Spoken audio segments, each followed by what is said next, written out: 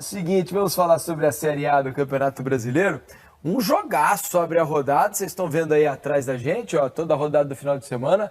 Amanhã, 4 da tarde, tem São Paulo e Botafogo, dois times super empolgados, né? O São Paulo que conseguiu uma classificação jogando bem, eliminando o rival Corinthians, com o Morumbi num astral espetacular. O São Paulo de novo joga em casa no Morumbi. Devemos ter um grande público por lá para encarar o líder do campeonato. O São Paulo joga contra o Botafogo, que está voando aí na Série A do Brasileirão, com a melhor campanha da história do primeiro turno, desde que o Brasileirão é disputado por pontos corridos. Então esse São Paulo e Botafogo promete neste sábado. Vamos dar uma olhadinha na provável escalação do São Paulo. O São Paulo deve poupar boa parte de seus titulares, porque no meio da semana o São Paulo tem um jogo importante pela Copa Sul-Americana. O São Paulo joga e por isso o foco está dividido aí. Então o time deve ter Rafael, Natan na lateral direita, Diego Costa ou Arboleda na zaga, Beraldo e Wellington, né? Então, de repente, pode até pintar uma zaga titular aí se o Arboleda jogar com o Arboleda e o Beraldo, senão vai Diego Costa. Meio campo com Pablo Maia, Gabriel Neves, Juan, Rames Rodrigues fazendo provavelmente a sua estreia como titular do São Paulo e Michel Araújo. No ataque, Luciano, que não jogou o jogo contra o Corinthians, né, porque estava suspenso, então ele participa normalmente desse jogo contra o Botafogo. É um time recheado de reservas, mas reservas de peso, hein, Alex? Cara, o Natan, no jogo que eles fizeram, que força que tem esse menino, hein, cara? Olha, a gente tem que ficar de olho, um belo jogador, mas olha o time.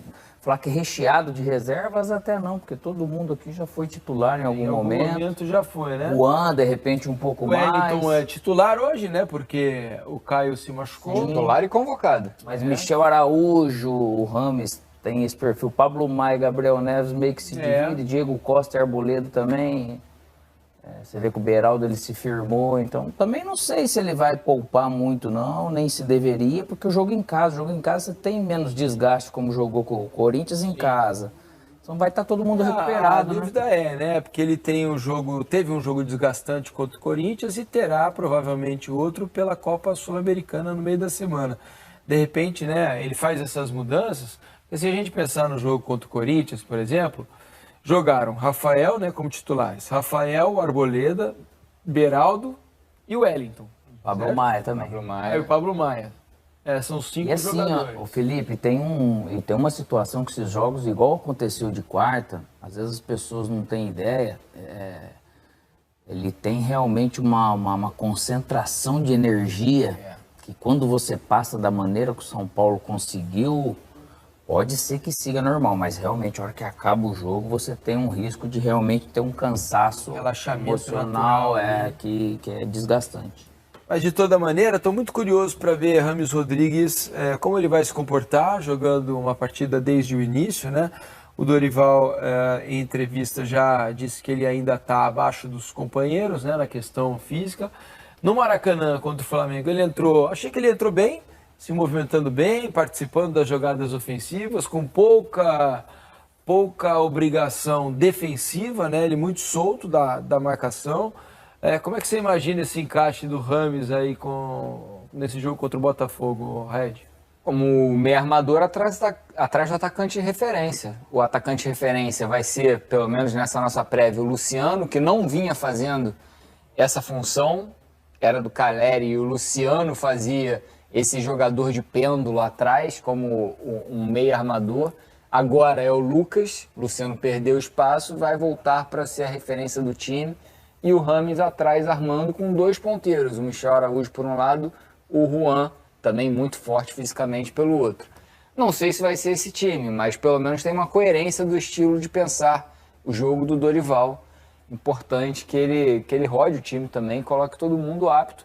O São Paulo é o único time ainda brasileiro em 3 competições simultâneas. São Paulo tem Sul-Americana, Copa do Brasil e Campeonato Brasileiro. Não tá fácil não a temporada do São Paulo. Ele deixa as laterais também bem fortes, que é o ponto forte também, um dos pontos fortes do do Botafogo, principalmente em transição, mas se for ver movimentos, o que eles chegam realmente pelas beiradas, Verdade. um volume grande. Vamos dar uma olhadinha então como é que vem o Botafogo, né? A provável escalação do Botafogo, que também tem jogo importante pela Copa Sul-Americana no meio da semana. O Botafogo pega o Estudiantes, né? Defensa e Justiça. Defensa e Justiça. O Inter que vai jogar com o O Estudiantes. Inter joga contra o Estudiantes, Inter não, Corinthians, né? Corinthians joga contra o Estudiantes, exatamente. O Botafogo joga contra o Defensa e Justiça da Argentina no meio da semana pela Copa Sul-Americana. Lucas Perry, o goleiro. De Plácido, Adrielson, Cuesta e Marçal, né? A defesa toda titular. Meio campo com Marlon Freitas, Tietê e Eduardo. Meio campo também titular. Tripé também, né? Que vem. O ataque, Vitor Sá, Diego Costa provavelmente fazendo a sua estreia, ou a opção do Janderson, né? E o ataque ali completando do lado esquerdo, Luiz Henrique ou Júnior Santos, é a dúvida. Luiz Henrique, Júnior Santos, Vitor Sá, eles vão se alternando ali, né? Como titulares do Botafogo ao longo de todo o campeonato. Resta saber como estará Diego Costa, questão física.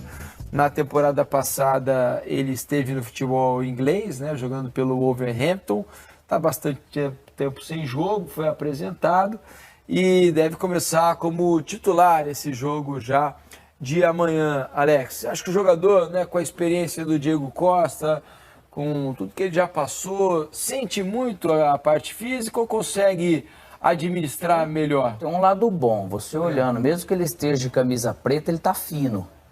Né? Assim, você não percebe algo.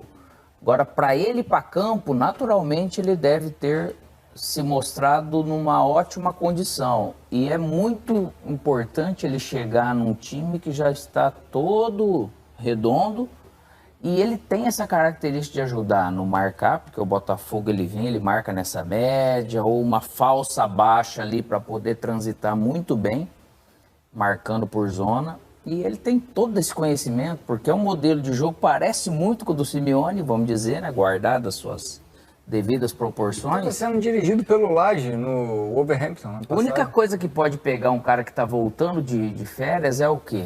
Várias ações, transita, tem que transitar, daqui a pouco você tem que fazer um outro movimento, assim, naturalmente, né? Ele vai fadigar um pouco antes, isso é normal, porque ele está voltando de férias, mas deve estar em boas condições, né?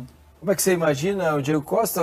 Você acha que foi uma boa contratação? Primeiro de tudo, Raed, você acha que o Diego Costa foi uma boa atacada aí da diretoria do Botafogo? Foi um jogador que, na minha opinião, não vai jogar junto do Tiquinho, só em ocasiões bem pontuais, os dois juntos, porque eles são praticamente gêmeos de função. Os dois têm muitas características próximas ali, tanto o Tiquinho quanto o Diego Costa. Uma coisinha ou outra diferente. O Tiquinho eu acho que consegue armar mais o jogo quando baixa a linha ali, sai da área. O Diego Costa é uma finalização um pouco melhor. Agora, esse campinho, se for confirmado pelo Bruno Lage, vai ser a primeira vez que o Bruno Lage não vai entrar com um meia fazendo o lado do campo. Ele vinha fazendo isso. O Sauer, né? Às vezes era o Sauer que foi emprestado, mas ele também colocou o Lucas Fernandes. Então, se ele entrar com esse campinho, vai ser o mais próximo do que era o Botafogo sob o comando do Luiz Castro e depois sob o comando do Caçapa, com muita velocidade pelo lado, que foi como o Botafogo venceu muito bem o Internacional. O que poderia atrapalhar, ou atrapalhar a adaptação, vamos dizer assim, dessa engrenagem, se de repente o Diego ele tivesse uma característica mais solta, de mais movimento para se encaixar. E ele não, ele tem realmente aquilo do centroavante ali, do bico de uma grande área, na outra esse quadrado, que é onde esse centroavante, nessa característica de time, ele tem. Então, aquilo ali ele conhece como ninguém. Né? Ele é matador, nessa função de 9, ele conhece como... Quer ficar carimbando, isso daí, mas retenção ele tem. Ele vai participar muito, provavelmente, do jogo fora, né? E ele não é, ele é o tipo jogador corticoide, né? Tem retenção, né? Tem isso, corticoide? Foi boa. Fala, torcedor tricolor, sejam bem-vindos ao canal São Paulo, que depois de uma vitória aí importantíssima, se classificando aí para a final da Copa do Brasil, sobre o Corinthians, com um gol de Wellington Rato e um gol de Lucas Moura, um golaço memorável aí de Wellington Rato, uma pancada que nem se Cássio jogasse a luva não daria para pegar. Lucas Moura ali numa jogada bem trabalhada também, com a participação de Wellington Rato, que serviu ali ele de cabeça, ele cabeceou, a bola bateu na trave, arrastou o goleiro para dentro com tudo. Isso aí que é centroavante, não tem essa de gol bonito, gol bom é o gol que a bola entra, acabou, o placar tá lá favorável, o São Paulo aí se classifica, garante a bolada aí de 39 milhões e meio no mínimo, para quem é o finalista. Então já tem aí 38 milhões, Lucas Moura já pagou sua vinda, então São Paulo aí conseguiu essa boa grana aí, uma atuação impecável. Agora vai se preparar para enfrentar o Botafogo no final de semana, jogo válido pela primeira rodada da segunda fase do Brasileirão, tendo que buscar pontos ali. O São Paulo que ocupa hoje a 10ª posição, então tem que buscar subir na tabela para buscar essa Libertadores no final do ano. Já deixa nos comentários aí o que você achou desse jogo, se inscreve no canal, ativa o sininho e deixe seu like.